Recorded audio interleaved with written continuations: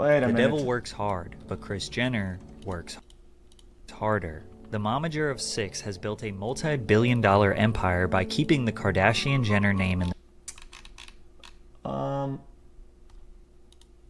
Yeah, I'm not doing that. Yeah, let's reset this.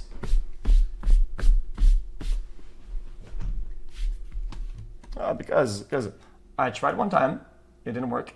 I tried 2 times to mend things, it didn't work, and it's happening again.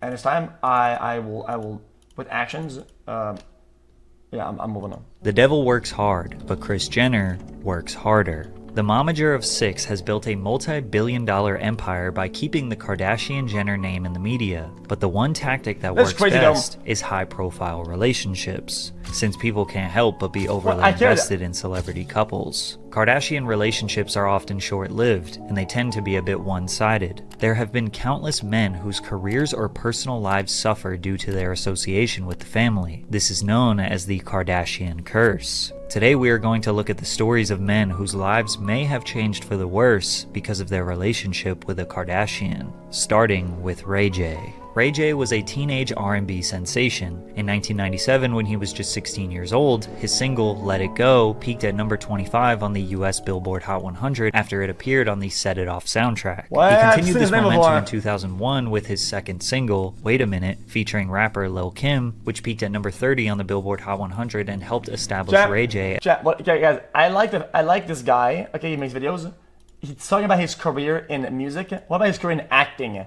Chat, his IMDb profile is off the fucking rockers. It is insane. As a mainstream R&B artist, this guy he also is ventured kind into of a god, acting, playing roles in popular sitcoms like Moesha and The Sinbad Show. He had every quality to be a multifaceted superstar in Hollywood. Then he met Kim Kardashian. During a brief musical hiatus, Ray J began dating Kim in 2003 after meeting her while she was working as a stylist for his sister, Brandy. The couple dated for 3 years, during which they made an explicit tape that would later catapult Kim into the spotlight. However, at this time, Kim was just another valley girl whose only claim to fame is being the daughter of the lawyer who represented O.J. Simpson. So the public was generally unaware of their relationship. They separated sometime in 2006, and Ray J continued seeing the success of his recently released third studio album titled Radiation, featuring his most iconic single, One Wish. But it was after their breakup where things got bad for Ray J and great for Kim. But first, a word from our sponsor, Aura. Chat, who posted the video? I will look at this thing. Aura at Patrick XQc. Bing, bing, bing. Chat, who posted the video?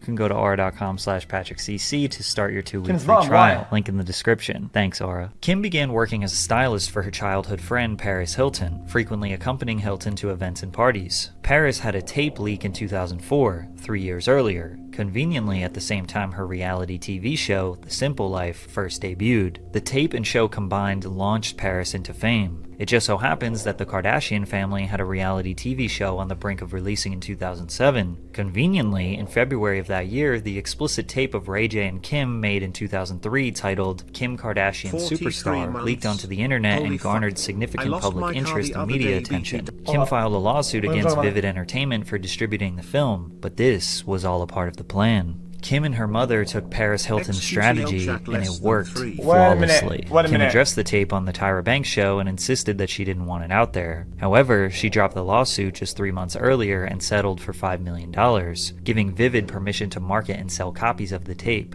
Sales from the film reportedly generated nearly $1.5 million in revenue in the first 6 weeks. The controversy surrounding this tape was used to market season 1. Well, I didn't know that. I think some of these dynamics are incredibly complicated.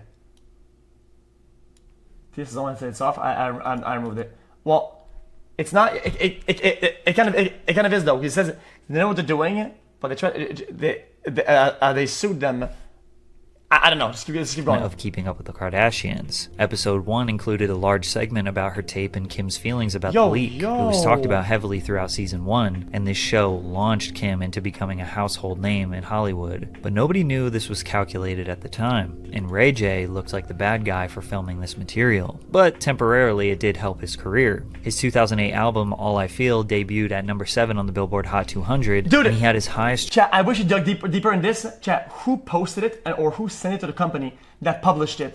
Who did all of that? Because it's easy to play the public game here and say this and that, but we don't know. You ever said it? Watch the video. I watched the video. I don't understand it. It's your mom, but how do I know that though? Charting single ever with Sexy Can I peaking at number 3. He then tried to compete with Kim in the reality TV world with his dating show For the Love of Ray J, which lasted 2 seasons and averaged over 2 million viewers. But that was his final peak. His next reality show was cancelled after 2 seasons and his music career dwindled. After not hearing a Ray J song for 3 years, we got blindsided by the controversial track I Hit It First, featuring Bobby Brackens in April 2013. This song was very obviously about Kim, especially looking at the music video. The song peaked at number 51 on the Billboard Hot 100 and gave Ray J his first Hot 100 entry in years. Then Ray J reportedly sent Kim and Kanye a check that totaled his profits off the sex tape as a wedding gift, further taunting them. Although on the surface this seemed like a W for Ray J, it really just made him look jealous and desperate to get back into the spotlight. Aside from appearing on various reality shows over the years, Ray J's legacy is mostly known today not as an early 2000s R&B star, but rather the guy who made a tape with Kim Kardashian. Ray J was just a pawn to get Kim introduced to Hollywood, and he fell right into the trap. However, Reggie Bush would become the blueprint of how the Kardashians use relationships to line their pockets. Reggie Bush was the most dominant college football player in the country during his time at the University of Southern California. I remember that. He played a key role in helping USC win back-to-back national championships in 2003 and 2004. In 2005, Bush won the prestigious Heisman Trophy, awarded to the most outstanding player in college football. Posting a Reggie Bush highlight video was a cheat code for 1 million views on YouTube in 2006. He was basically the first athlete to become a social media celebrity before he got to the big stage. Just a few days before entering the NFL, he signed a $1 million per year endorsement deal with Adidas, then more endorsements with Pepsi, Pizza Hut, General Motors, and Subway. The New Orleans Saints drafted Reggie with the second overall pick in the 2006 NFL Draft. Reebok had received over 15,000 orders for Bush's Saints jersey just 1 week after the draft. Reggie's popularity and social media presence made him the perfect candidate to be Kim Kardashian's boyfriend. Oh, come During that on. offseason, Reggie attended the 2007 ESPY Awards, where he was introduced to Kim through a mutual friend. At the time, Chad, they all fall for the trap, dude. And you know what, dude? Dude, I would. And you know what, Chad? You would. Stop it. You would, man. Guys, life is tough, man. Chad, come on. I got my hands up in the air, Chad. I woulda. I woulda. Kim was still dealing with the aftermath of her tape with Ray J and was gradually elevating to superstar celebrity status. They began dating shortly after, and their relationship was on full display and keeping up during season 2. In episode 9, Kim shoots a sexy calendar for Reggie, claiming it's for his eyes only, even though there are TV cameras recording the entire shoot for millions of fans at home. But then her mother Kris distributes the calendars for public sale. Obviously, this situation was scripted for TV. This was never going to be exclusive to Reggie, and they knew the calendar would be sold to the public. They just needed to fill out 30 minutes of television and twist the narrative. Men dating the Kardashians have to understand that nothing about their life is private, and their girlfriends will twist their real lives to fit the format of reality television. Reggie was a humble and quiet guy. This one paparazzi interaction alone, you could see how much Kim loved the spotlight and Reggie didn't. Reggie! Kim, love you! For president. I cut the light off, remember? Reggie! What's up? Peace sign, dog! This type of attention every time you try to go out to a restaurant will wear down on someone. Reggie's brother chimed in on their relationship many years later. Bro, that's just sad. That you were Kim Kardashian's brother-in-law? Never. I never really liked her, so. You didn't? No, not at all. Why not? No, she was too much. She She was too much for the family. We couldn't. How so? Just too much. Despite this, it seemed like the couple. Chat, my take on this, chat, is that this is all cool and fun and all, but in those scenarios, from my perspective, you expect to find somebody who wants to play ball, who wants to throw the ball back. You throw the ball at them, they throw the ball back. And then this interaction of like power couple, cool shit, interviews, paparazzi, all this like they just play the game, you know, dude. It is what it is. It's the Hollywood life, whatever. But it seemed like it seemed like from all the events being shown in the video that he didn't want that, and it seemed like it was just gonna So it's gonna suck you to see like that they were trying really hard at all these strategies, whatever, when they could have found a candidate that wanted that, but he didn't. So it's kind of like, come on, man. It just feels kind of forced. This type of attention every time you try to go out to a restaurant will wear down on someone. Reggie's brother chimed in on their relationship many years later. Do you ever wish that you were Kim Kardashian's brother-in-law? Never. I never really liked her, so. You didn't? No, not at all. Why not? No, she was too much. She was too. She was too much for the family. We couldn't. How so? Just too much. Despite this, it seemed like the couple were destined to settle down together. The anticipation of the wedding made for great TV. Kim and Reggie just seemed so in love. But one day, everything changed. Due to the demands of Reggie's football commitments and Kim's continued exponential success, the couple broke up for the first time in 2009, citing their desire to focus on their respective careers. Season 3 of Keeping Up documented their fallout and how Kim was dealing with the breakup. You look like a slob, to put it mildly, and this place is what? I deserve to be a slob. This is how people live when they're like really depressed. So maybe I'm really depressed. Season 4 showcased Kim wanting to get back together with him, which they did briefly get back together in 2010 before calling it quits again. The entire rise and fall of their relationship was made for TV, but never showed Reggie's side of the situation, which is crucial to protect the Kardashians' image. Cut out all the things that maybe make them look bad. In fact, they often try to make them... It's crazy that the public is so fucking dumb, right?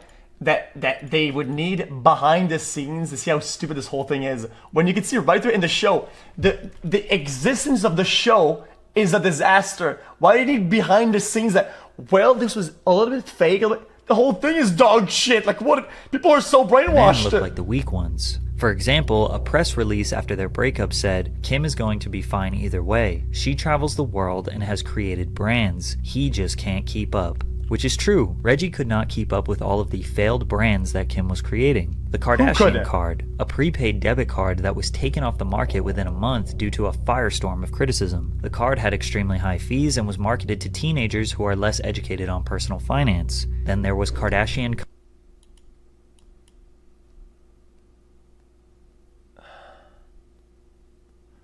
personal finance. Then there was Kardashian Color, a nail polish line with 14 different colors with goofy names like Khloe Had a Little Lamb and Court is Ready for a Petty. Can't forget Quick Trim, the dieting supplement that promised you to reach your weight loss goals. Well, it was bogus and they got hit with a $5 million lawsuit. Then there was Kim's Skechers Shape Up sneakers, in which advertisements claimed that the shoes would help people lose weight and strengthen and tone their butt, legs, and abdominal muscles. Because of the deceptive ads, Skechers had to pay a $40 million settlement after losing a class action lawsuit. Now, Reggie said himself that he failed to live up to expectations on the football field during their relationship. Critics said he was overhyped in college, and his Kardashian fame made him even more overhyped, which could be true. But he had a solid...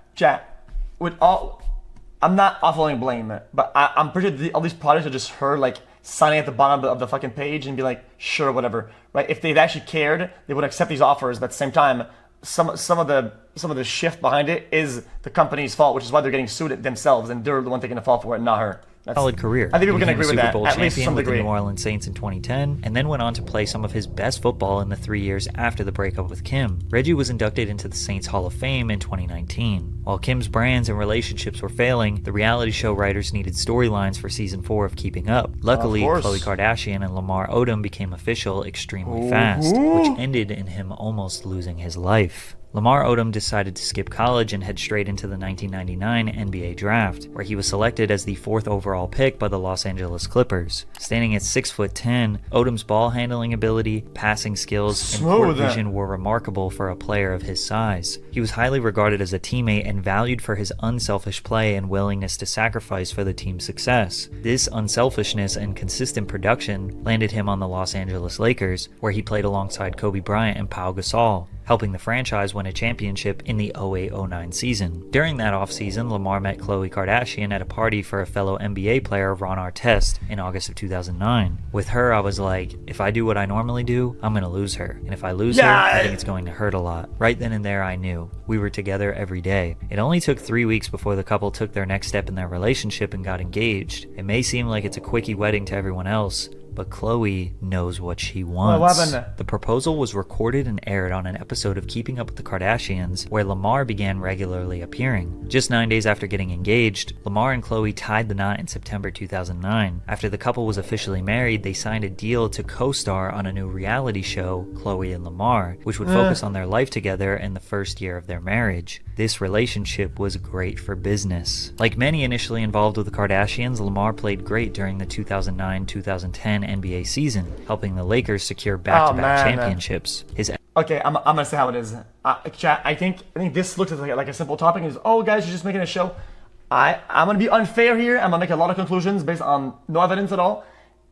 This is just recipe for a disaster. Why? She's competing with her sisters, or sister at the time, right? And she has a show that's similar to the other one, right? And of course she's gonna want the show to go to certain heights and compete and whatever the fuck, right? And to get there, you absolutely need drama because she's getting drama. So it's favorable for her to manufacture and go bonkers with it. And I guess we're about to see. Excellence on the court continued into the next season, and he was awarded the NBA's Sixth Man of the Year. The couple's reality show, Khloe and Lamar, debuted on E! in 2011, which averaged about the same viewers as Keeping Up. During this time, Lamar and Khloe were one of Hollywood's more prominent power couples. Khloe may have even taken a bit of spotlight away from Kim. Fans were just obsessed with her and Lamar. Together, they'd create a his-her fragrance line, Unbreakable Love by Khloe and Lamar, along with various brand deals and sponsorships. Sadly, it was all about to come crashing down. Lamar's reputation as a reliable role player in the NBA was dwindling. From 2011 to 2013, he was traded twice. The initial trade from Los Angeles to Dallas is where Odom felt his career was over. That trade from the Lakers basically ended my career and purpose. I was never really myself ever again. Being in LA, the structure, the people I knew, it hurt leaving. I had great memories with the Lakers, with Kobe and Pau. That was a special time in my life. Now labeled a journeyman, Odom was experiencing career-low statistics on the court, and his personal life was even worse. Around mid-2013, cheating rumors consumed media headlines. While Khloe initially supported her husband, she filed for divorce in late 2013 after months of speculation about Lamar's substance abuse issues. Lamar details one dark night in his book. While on a bender of cocaine and ecstasy, he grabbed Khloe forcefully in a fit of rage and said, "I screamed, out of my mind. You trying to embarrass me in front of my friends? I'll effing kill you. You don't know what I'm capable of." Lamar was a violent addict. Jesus He also said Christ, his biggest regret fuck was that that guy. I couldn't keep my dick in my pants or the out of my nose. These substance abuse issues led to a DUI and a stint in rehab. Their toxic relationship was constantly making headlines. It was a reoccurring segment of many Keeping Up with the Kardashians episodes. But Lamar didn't want to get divorced. Wait, chat, in this video, is that him saying that? Or is that somebody else reporting that? He avoided ending his marriage for nearly 2 years before finally signing the papers. This all reached a tipping point one night where Lamar nearly lost his life. In October 2015, Lamar sought the company of 2 women working at a Nevada brothel, planning a 4-day stay where he spent $75,000. At Love Ranch, Odom would have a near-fatal overdose. He became comatose and was placed on life support in a hospital in Las Vegas, where he suffered 12 strokes and endured 6 heart attacks as his heart stopped twice, and doctors told friends and family to prepare for the worst. Fortunately, he regained consciousness and was transferred to Los Angeles to begin his recovery journey. In the aftermath of the incident, Khloe withdrew her request for a divorce. She stated that she had not reconciled with Odom, but wished to assist him in making medical decisions during his recovery. Come early 2016, Lamar was making strides in his recovery while Khloe provided emotional and financial support, remaining by his hospital bed day and night. Once Khloe felt as though Odom was back on his feet, the divorce was finalized in December of that year. Through it all, it does seem like Khloe genuinely cared for Lamar. He was clearly not ready for this level of fame, and they obviously rushed into a relationship. Yeah, I gotta give some props, okay, guys. I was rude earlier with my conclusions. Now I kind of feel bad, okay. I gotta give some props. I feel like there's a lot of room here that they could have played a bunch of cards and play the public and do a bunch of bullshit and a bunch of underhanded dog shit, and it seemed like she actually cared, which kind of warms my heart a little bit. Was finalized in December of that year. Through it all, it does seem like Khloe genuinely cared for Lamar. He was clearly not ready for this level of fame, and they obviously rushed into a relationship to capitalize on the money and ratings it would generate. Turns out, his demons got the best of him. But he wasn't the only basketball player to fall victim to the Kardashian curse. Kendall Jenner has dated at least 7 different NBA players, prompting a famous meme in the NBA community, Kendall's starting 5. Now, a lot of NBA fans like to indulge in the idea that Kendall ruined these players' performance, but it's an extremely weak argument. argument, because many of these situations can be attributed to just normal ups and downs in a ball player's career. Jordan Clarkson dated Kendall in 2016 and had a slight... Nah, there's a validity there. Nah, you know, chat, fuck it. Nah, there's absolute validity there. Okay, I'm not even trying to defend that shit. Okay, I should have went harder on that point. His career. Jordan Clarkson dated Kendall in 2016 and had a... Personal experience? Absolutely. Okay, but I did the opposite. At the time, wait, I told this to chat a bunch of times in the past, okay? I was dating this girl, okay? And, no, not the one you guys think. You guys haven't heard about her. We had a rule, okay? Then whenever I had to go live, okay? She would not enter my room, or the apartment was like made in 2 blocks, and there was like a door in between. And if I was live, she was not to go to my room, okay? And she stayed in the other room, and so be it, okay? And she knew I was focused on career, okay? And I wanted her to stay over. She wanted to stay over. And we had like an agreement. We had a clear agreement that I was super focused on career, okay? Guys, at the time, I used to stream in the morning, go to the office for practice, come back home and stream again, and then I would be done. My days were like, my career days were like 16 hours long. I had no space for anything, right? And I said that I would not do any trade-offs whatsoever to invest into like this relation that we had. And she was okay with it. So that we did that. But it was super like on the dot. It was I think it was pretty well done. But I could see how it could play out for other people like this in the NBA, where they're trying to like make a show almost or something like that. And there's a lot of pull, there's a lot of whatever. They want to stay relevant. I could see how they would split their attention from the ball game to whatever social aspects of it. To just normal ups and downs in a ball player's career. Jordan Clarkson dated Kendall in 2016 and had a slight dip in performance the next couple seasons, but bounced back and has been playing better than ever for the past 3 years. The same can be said for Kyle Kuzma, who dated Kendall in late 2018 to mid 2019, had a slight dip in performance the next 2 seasons, but again bounced back immensely for the past 2 years. Ben Simmons briefly dated Kendall in 2018, but didn't see a major decline in his performance until 2022. 4 years later. I was supposed to do a Twitch event with this guy as a 2v2 or whatever, and I think he didn't show up. I don't know what happened, but they had me like connect with him, and me and him were connected, and then he dipped, and I was like, okay. Devin Booker I didn't know at the entire time he was dating Kendall. Phoenix Suns fans just like to blame her because they got outplayed by the Bucks in the 2021 NBA Finals. Blake Griffin is probably the one who had the worst downfall after dating Kendall. In summer of 2017, Blake separated from the mother of his children, Bryn Cameron, thinking he was going to get serious with the 22-year-old model. During their time together, Kendall was frequently spotted courtside while Blake was playing for the LA Clippers. In September 2017, a source told People that the relationship was nothing serious. Blake is doing everything in his power to make Kendall his girlfriend, but she's keeping him at an arm's length because she knows how busy she is. Which makes you wonder what type of mixed signals were happening that Blake would leave his family for a fling with a model. Was he being led on, or was he just that irresponsible? Shit. Unfortunately, when Blake was traded from the LA Clippers to the Detroit Pistons in January of 2018, the cross-country move essentially ended all hopes for a long-term relationship with Kendall. Now, his career declined from there mostly because of injuries. It's really his personal life that suffered after that. He built a reputation for being somewhat of a joke based on how he chased Kendall, who never really wanted him. Many have even speculated that Blake is... Well, never wanted him is up to speculation. I feel like this guy was like in between point A and B, and there was probably like pulling to A and being like, well, this could be a thing, and then kind of pull the rug under if things didn't pan out. I don't know. I'm just adult star Lena Rhodes' first child.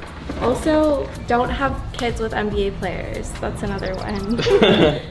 This rumor has led to Griffin becoming a meme within the NBA community. Blake was a superstar player at one point for sure, but his downfall seems more so because of his injuries rather than being tainted by the chaotic lifestyle of the Kardashians. Seeing how successful Khloe and Lamar initially were inspired Kim to get a basketball husband for herself, Kris Humphries, which ended in Kris suing Kim for using him for publicity. Entering the NBA in 2004 as the 14th overall pick selected by the Utah Jazz, Kris Humphries was highly regarded as a promising basketball prospect. However, he was just okay. He averaged 4.3 points and 3 rebounds per game in his first 5 seasons, but he also only averaged 11.5 minutes of playtime. Kris was a decent player, but nowhere near the superstar that the Kardashians aim for. However, in 2009, Kris began playing for the New Jersey Nets. His playtime doubled, and so did his stats. Chat, he gives me Ryan Sheckler vibes. Not too long after, he met Kim Kardashian through a mutual friend. Kim was photographed sitting courtside on multiple occasions at the Barclays Center that fall, and though it was obvious the two were dating, they initially kept the status of their relationship a secret. But things escalated much quicker than we could have ever imagined. 7 months after meeting, Kris proposed to Kim at her home, placing rose petals on the floor that spelled out, "Will you marry me?" Kim said yes, and season 6 had a whole new plot. The massive and glamorous wedding cost a whopping $10 million. The ceremony was filmed for the 4-hour E! special, Kim's Fairy Tale Wedding, which aired on television 2 months later. The couple quickly capitalized off the attention, appearing on The Ellen Show where they renewed their vows. It's been 5 weeks since your wedding, which is a long time for reality TV stars. So What did they spend on for 10 mil? Unfortunately, Ellen's one-off comment foreshadowed their early demise, because Kim filed for divorce after just 72 days of marriage. For better, for worse, for richer, for poorer, in sickness and in health, until death do us part. Those are pretty serious promises. Oh man, let alone a $10 million. Bro, and in California? Ooh.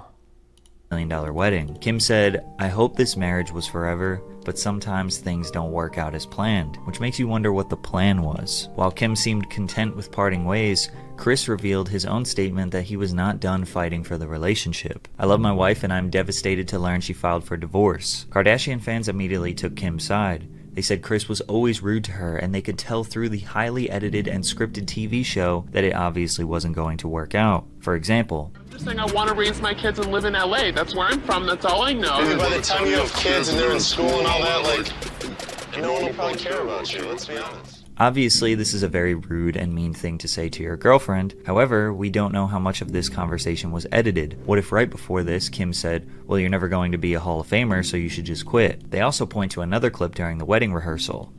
Hand stitched. I like my mustache. Please talk about it. Like, this is all I feel like I have left is my mustache. It's the only way to send a message to kids. When you are surrounded by a family that directs your every move, directs the words that come out of your mouth, controls every situation to make it benefit them the most, something as small as refusing to shave your mustache feels like a victory. On top of that, media outlets are posting headlines that say, "Kris Humphries mocks Kim Kardashian's weight on show." This is what he said. Get a lot of wedding cake. I'm pretty sure everyone in history who's tried to lift up another human grunts and says how heavy they are. In response to this divorce, Kris filed to annul the marriage. Okay, I don't think. Okay. I think in a relationship you have to be very careful how you talk about weight, especially how it affects people. I don't think that was anything at all. I think that was fine, and that comment didn't feel like anything at all. Citing that it was fraud. An annulment is a legal ruling that erases a marriage by declaring the marriage null and void and that the union was never legally valid. Kind of confusing, but basically Kris was arguing that this marriage was all a spectacle for entertainment where he was fully dedicated and— Chat, don't be like that. Don't be like that. Come on, chat. Guys, I'm trying to watch this video, chat. Everybody's being fucking weird, making weird parallels. Don't fucking do that shit. It's fucking weird, okay? Stop it. Actually, stop. I didn't bait shit, okay? Bro, I've been in multiple relations. I know how that works. Okay, stop it. Okay, when you commit to somebody, it doesn't fucking matter. I don't know what everybody's so like caught up with, like appearances and weird shit. Like, things are complicated, man. Don't be like that. And serious the entire time. I would never go through something and do something that wasn't real or I didn't believe in, so I can really only speak for myself in terms of that. The pair reached a settlement in court in April 2013 after Humphries dropped his annulment request, and their divorce was finalized shortly after that. In 2017, Kim reflected on her reasons for marrying Humphries, saying, "At the time, I just thought, 500 days. I'm 30 years old, I better get this together. I better get married." But I knew on my honeymoon it wasn't going to work out. Kris expressed that he was in a dark place for a year after the split because he felt like the world hated him. "I didn't even want to say anything to defend myself because it felt like I couldn't win." Although he wasn't really much of a star player before he West that he was in a dark place for a year after the split because he felt like the world hated him. I didn't even want to say anything to defend myself because it felt like I couldn't win. Although he wasn't really much of a star player before he married Kim, afterwards he started playing some of his best basketball. However, this failed marriage and the public siding with Kim shattered his reputation and overshadowed any of his career highlights, especially considering he was replaced with Kim's new superstar boyfriend, Kanye West. Kanye and Kim's fallout is easily the biggest and most catastrophic of them all. Their relationship alone could be its own video. Well, yeah, Trap Lord Ross did it in 3.5 hours. However, Kanye is trying to save his children from being used as pawns to become the successors of the Kardashian empire. Kris Jenner molded this formula of managing her kids' careers and capitalizing from their success. Ye doesn't want that to be done to his kids, because it has already begun. In November 2021, Kim Kardashian... That's fucking cooked up. I'm gonna be honest with you, chat, because this is like some dystopian thing that this type of phenomenon might only happen in this iteration of our generation, just this one time, right? And then people make conclusions and people will be able to study this phenomenon and act accordingly for the future. But since there's not a lot of data about this, nobody really knows about this. But I'm sorry, I'm on Kanye's side on this one. This, from my personal view and how I think everything works with the world, I have to be, because I think they should be protected in every way. And as they start understanding the concept and dynamics of life, especially with how it works out in the public, in the media, and how it affects back at you, and these cycles, they aren't always equipped to make decisions, which you should be making anyway when you're really young, right? Because I mean you're a child. But I don't think they're being given all the tools required to make these decisions, and I think they were like put into this really, really early so that the decisions are now made for it. But yeah, of course, because that's all they know. That's my take. And launched a joint TikTok account with her eldest daughter, Northwest. Kim and North accumulated more than 130,000 followers in less than 24 hours. People are now becoming fans of the 9-year-old. They claim she is exactly like Kanye, confident and unashamed of her attitude. Now, TikTok clearly states that the minimum age for a user is 13 years old, but they don't use age verifications when you sign up, plus Kim making this a joint account makes it seem like North has restricted access to it. We know this isn't true when North went live on TikTok by herself on her own personal phone. She ran into Kim's room where she said, Mom, I'm live. No, stop. You're not allowed to. Okay, bye. After multiple other instances of North posting on TikTok, Kanye told Kim he didn't want her on the app, but she wouldn't listen, so he went public. Hey everybody, I just got off the phone with Kim. I told her. Bro, that is weird. Okay, that is weird. And honestly, TikTok should have been all over that shit. I understand that you can make a case for it and say, well, this was scripted. It was scripted, and they knew that they were kind of allowed, and I was behind it. But at the end of the day, it doesn't look like that to me. And on top of that, that's cooked. And if it's like, oh, you can't do that, you're not allowed, then sorry to say it, just then stand up and be a parent. I'm gonna be harsh with the chat. I'm being harsh, but I think when it comes down to children, you have to be harsh in those ways. Okay, in this instance, if you want to look like you're a good parent and this is happening, you have to stand up from the fucking room and be a parent. That's my take. To stop antagonizing me with this TikTok thing, I said it's never again. I am her father. I know y'all don't respect fathers and the idea of family, and media tries to promote something. I said I am not allowing my daughter to be used by TikTok, to be used by Disney. All of us have been on TikTok. It's completely understandable why a father does not want his child to use that app. But it's the frustration that Kanye omits and his very serious tone that makes people label him crazy and controlling. Kim disagrees and says Kanye is attacking her. Kanye's constant need for attacking me in interviews and on social media is actually more hurtful than any TikTok North might create. That is not even if there were damage and hurt, these are two different realms that do not correlate to one another at all. There's no interaction between these two types of hurt. And it's deliberately obtuse and manipulative, in my opinion, to mix them both together. That is just a short-sighted thing to say. Sorry. As the parent who is the main provider and caregiver for our children, I am doing my best to protect our daughter while also allowing... Attacking her, possibly attacking her, allegedly attacking her in that way, and the damage caused by her going live and doing these things are two different lines. They're different lines. Stop making them together. To express creativity in the medium that she wishes with adult supervision, because it brings her happiness. However, just 1 year later, and everyone agrees that Kanye was right. North West linked up with Ice Spice and shared a video of themselves and some friends singing along to Boys a Liar Part 2. North had previously posted a portrait she drew of Ice Spice weeks prior. Kim likely arranged their encounter so that the daughter could meet someone she looked up to, having done something similar in the past with JoJo Siwa. The video didn't initially spark much controversy, as many felt the encounter was fairly innocent and playful. However, days later, things went too far after North posted a TikTok cosplayed as Ice Spice, wearing an outfit many deemed inappropriate for someone her age. Amid immense backlash, many questioned Kim's parenting, ultimately forcing her to delete the video. Kim said, "As soon as I saw the words," meaning the lyrics North was singing, "I was like, oh no, we're taking this down." Which proves that 1, Kim does let her 10-year-old use TikTok without supervision. Yep.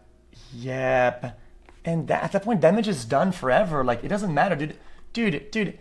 It's why it needs heavy supervision, man. You have to be a fucking parent, dude. And if you can't guarantee that you're gonna have that much oversight over their actions, well, maybe you shouldn't have this many kids. Oh man, I'm sorry. I apologize. I publicly. Okay, sorry. I went to on this one. Okay, my bad. Okay. I get it. It's a lot of work and it's a lot of supervision. Okay, but shit, if you wanna, yeah, I'll have you. Oh no, we're taking this down. Which proves that 1, Kim does let her 10-year-old use TikTok without supervision, and begs the question, why was she letting her daughter hang out with the 23-year-old rapper anyways? Well, because 1 month later, Skims, her company, launched a campaign surrounding Ice Spice, and this was the perfect controversy to help sell some clothes. Kim also agreed recently that Kanye was right the whole time. You know, and then I saw on the internet, it's like, Kanye was right, you know, and maybe he was, you know, in that instance. Fuck maybe no, no. Absolutely fucking not. I won't fucking let. Nope. The language here that is being used is dog shit. I fucking hate this. Absolutely not. This is a way to be like, oh, I want to look like I'm on his side, and I want to look like, but I won't take the step down and say he was actually right. That's like, this is only for appearance of truth and not for actual truth and results.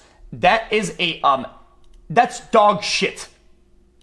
The whole time. You know, and then I saw on the internet, it's like, Kanye was right, you know, and maybe he was, you know. And maybe he was, as a question of like, oh, maybe in a hypothetical. No. In this instance, he actually was, and you have to fucking take it. You have to say, yeah. In that instance.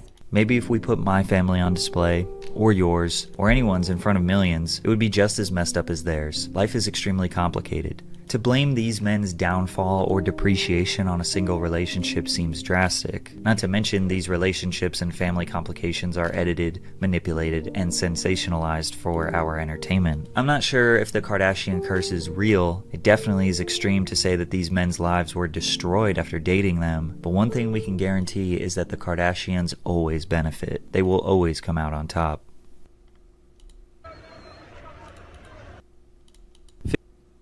xQc Joe Bama.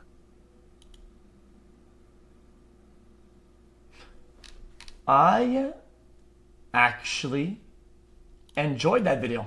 Chat, I didn't pause a lot because I want to be labeled as a react. And some people say in chat, I pause a lot because I think I can understand a lot of these dynamics, and I pause a lot because I feel like my input isn't bad, and I had a lot to say about it. And I think that's why I pause a lot. Otherwise, I wouldn't have paused. It's not because I want to react more, but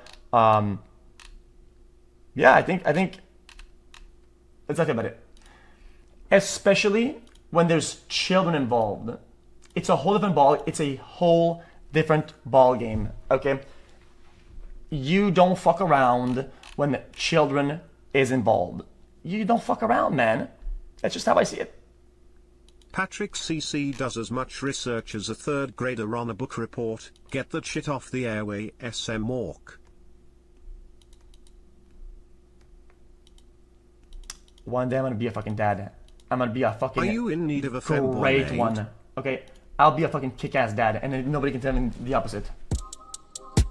Yo, this is X on the beat, yo. Okay. You heard my voice as well. That S. Anyone knows that boy?